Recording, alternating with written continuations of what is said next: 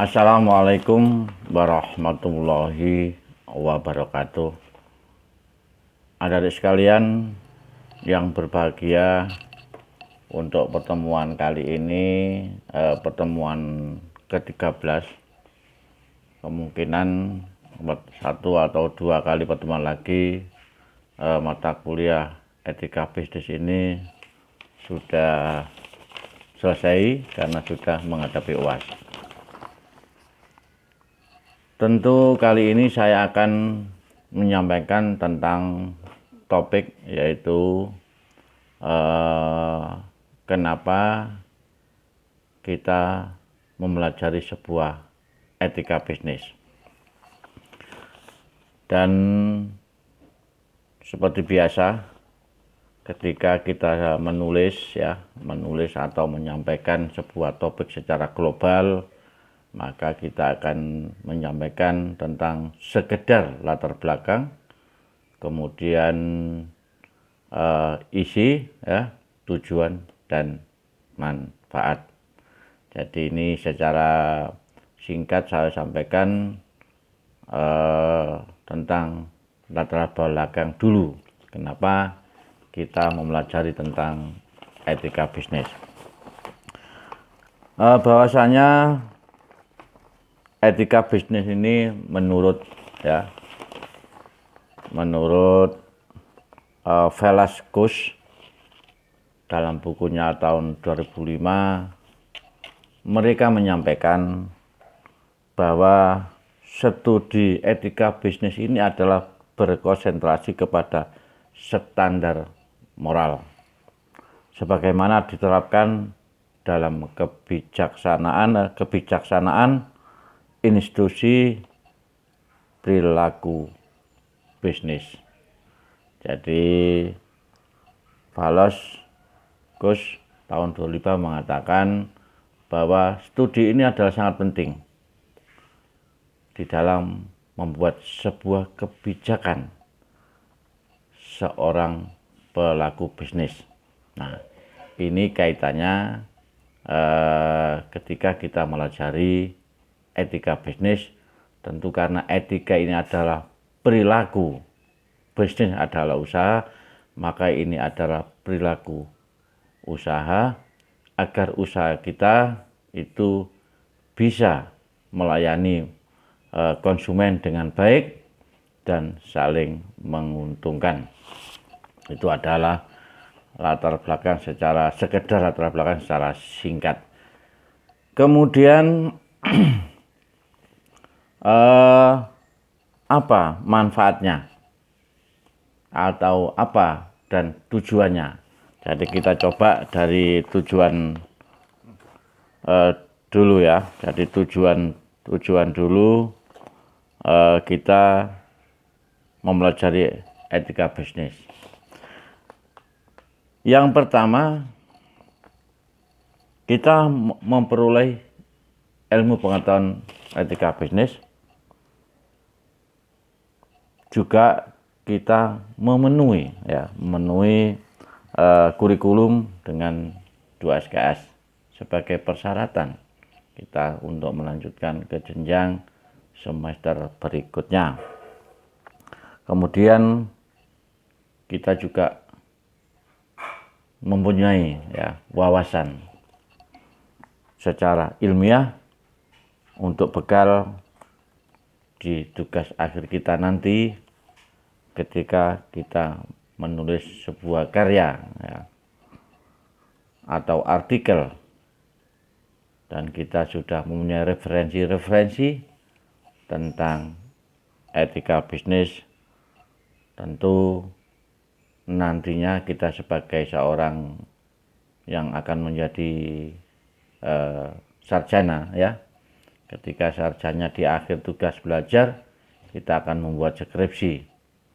Maka referensi karya-karya dari pengarang buku minimal kita sudah mengetahui tentang apa sesungguhnya etika bisnis. Jadi tujuannya adalah termasuk pengetahuan yang kita peroleh, tentu yang Selanjutnya kita sudah bisa mengetahui ya perusahaan di dalam pengelolaannya. Karena kita sebagai masyarakat, tentu kita hidup di tengah masyarakat, ya bisa menginformasikan ketika ada perusahaan itu tidak sesuai dengan standar kebijakan etika bisnis. Karena perusahaan pun ada di tengah-tengah masyarakat, ya, baik itu di lingkungan dengan karyawan dan konsumen. Maka paling tidak ketika Anda ditanya oleh masyarakat, karena saya seorang intelektual, maka bisa memberikan informasi tentang perusahaan tersebut. Kemudian apa manfaatnya bagi kita? Sebagai seorang sarjana, ya, nanti kita pasti punya profesi, kita punya pekerjaan. Tentu namanya profesi juga tidak sesama. Tetapi ketika kita menjadi seorang sarjana manajemen, maka etika bisnis ini adalah satu rangkaian yang harus dijalankan. Minimal kalau kamu profesi sebagai seorang karyawan di dalam sebuah perusahaan, maka kamu sudah bisa memahami tentang aturan main perusahaan, ya, kebijaksanaan perusahaan terhadap lingkungan, terhadap karyawan maupun terhadap pemerintah. Anda sudah mengetahui tentang baik dan buruknya pengelolaan sudah perusahaan. Sehingga nanti minimal itu sebagai profesi, pekerjaan yang kamu lakukan. Tentu ketika kita mempunyai sebuah ilmu, maka kita bisa mengontrol, ya.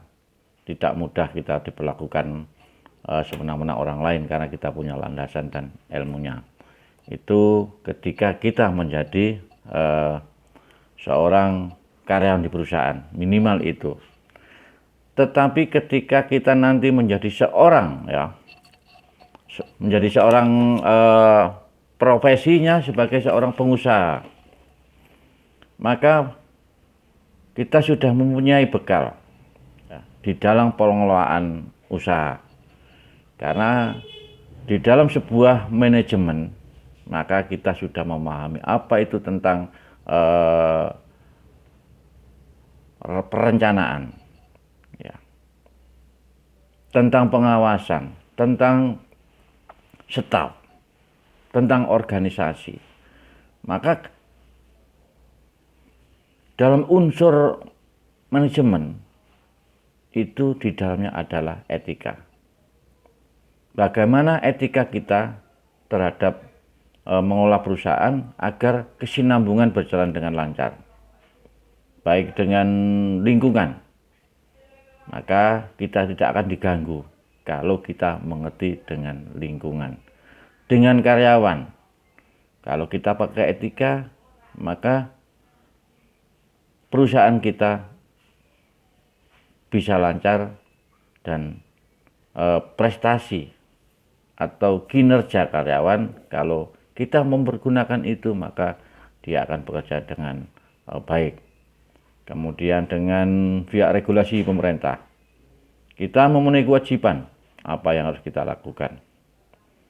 Ya, apa yang harus kita lakukan dengan pemerintah, maka kita lakukan dengan market, dengan konsumen. Nah, semua rangkaian inilah yang bisa menunjang di dalam kita usaha, agar usaha kita itu berjalan terus-menerus, tidak hanya memanfaatkan situasi saja. Ketika kita punya usaha tidak punya etika yang benar, maka ini contoh. Ketika ada situasi yang kita bisa mengambil keuntungan dalam situasi yang tidak memungkinkan. Contoh, ya, ketika awal pandemi itu, maka begitu luar biasanya masker itu sampai hilang, ya, dijual di masyarakat dengan harga mahal. Nah, ini memanfaatkan situasi, ya, ketika ada pangan kebutuhan pangan, misalkan ada beras yang kurang. Nah, kita memanfaatkan situasi seperti ini bisnis ini tidak ada kelangsungan, jadi tidak akan lama bertahan.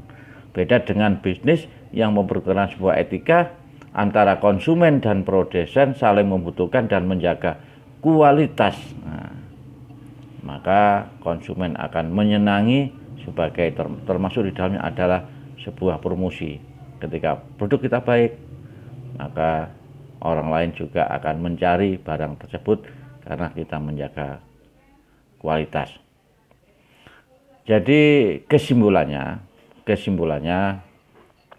pelajaran mata kuliah etika bisnis ini secara global adalah etika di dalam pergaulan makhluk sosial, ya, mengenai segala baik itu budaya, ya, politik, sosial, dan lainnya.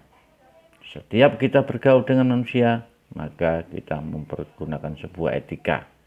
Karena etika ini adalah norma, baik norma yang dibuat oleh pemerintah, norma agama, itu sebagai pijakan, sehingga kita akan